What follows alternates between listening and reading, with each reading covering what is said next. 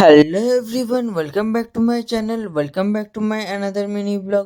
আজকে আমাদের দোকানে একটা স্কুলের স্পোর্টসের টিফিনের অর্ডার এসেছিল। তো টোটাল 300 পিসের অর্ডার এসেছিল, আর সেইগুলি কমপ্লিট করার জন্য আমরা বাড়ির সবাই মিলে বসে পড়েছিলাম সন্ধ্যেবেলা থেকেই। তো ফার্স্টে আমরা মিষ্টির খামগুলোকে তৈরি করছিলাম, তারপর আমি আর মা দুজনে মিলে মিষ্টিগুলোকে ভরছিলাম এক জায়গায়, আর তারপরে বাবা যেটু বাড়ি এসে সেই মিষ্টির খামগুলোকে সাজানো হচ্ছিল।